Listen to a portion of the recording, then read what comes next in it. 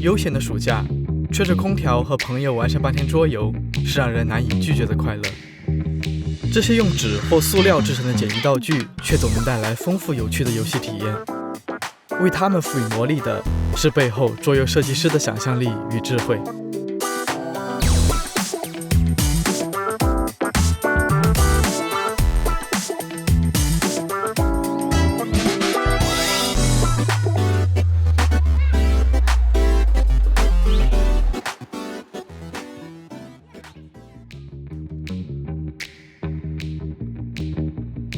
桌游的核心是主题和机制，主题用于提供背景和剧情，增强代入感；机制负责提供玩法，比如决定玩家会需要进行交易，还是相互攻击。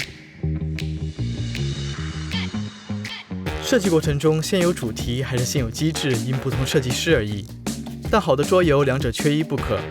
所以，桌游设计师既需要脑洞大开，从不同题材寻找灵感，又需要极度严谨，将规则和数值反复测试，把可玩性和平衡调整至最佳。有趣的是，这些设计师中不少人都有全职工作，设计桌游只是出于爱好，甚至还有偶然间的灵光一闪。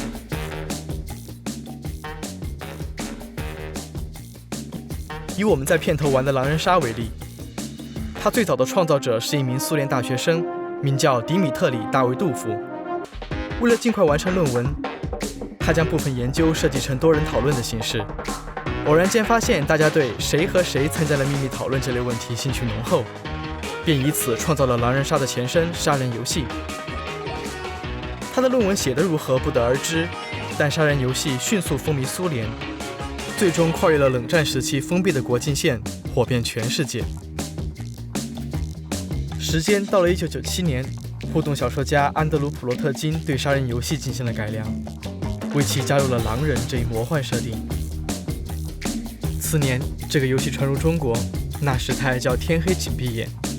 直到2010年，中国正式引进我们最熟悉的米勒山庄狼人，并注册它的新名字狼人杀。类似的故事，好了，可以睁眼了。类似的故事还有大富翁。这款桌游的原作者也并非桌游设计师出身。20世纪初，一位叫做伊丽莎白·马基的女性记者，为了向大众普及土地私有制的弊端，发明了地主游戏，用于生动表现垄断的形成与可能的解决方案。1935年，查尔斯·达洛改版了其规则，更名垄断后卖给了帕克兄弟公司。这家公司的母公司便是将变形金刚卖到全世界的孩之宝公司。垄断也同样逐渐火遍全世界。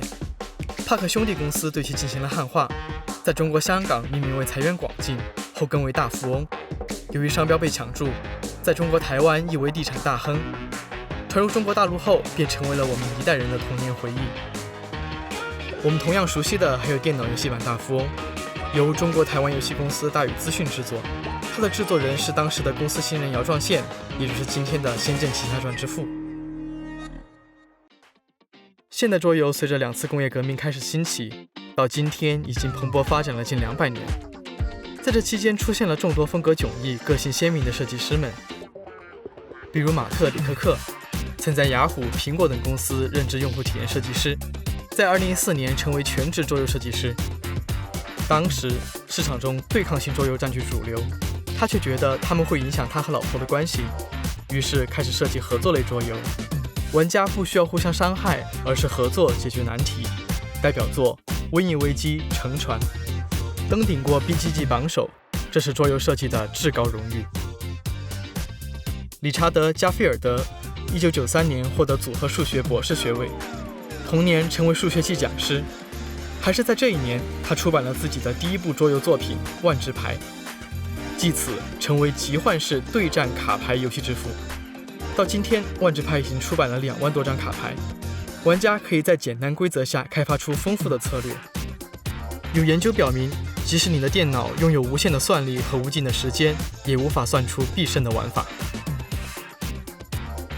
充满个性的还有被称为绿毛的弗里德曼·弗里泽。也许有人会问，难道因为他的头发是绿的吗？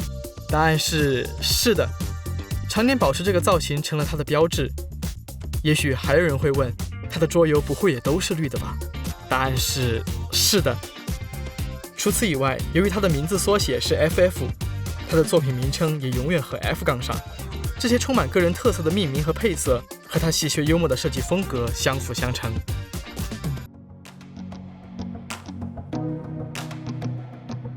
也许我们记不住《心爱桌游》的作者名字，但一定能够感受到他们带来的乐趣。桌游设计师总在这些游戏背后，用他们的想象力与智慧，为我们构筑桌面上的无尽冒险。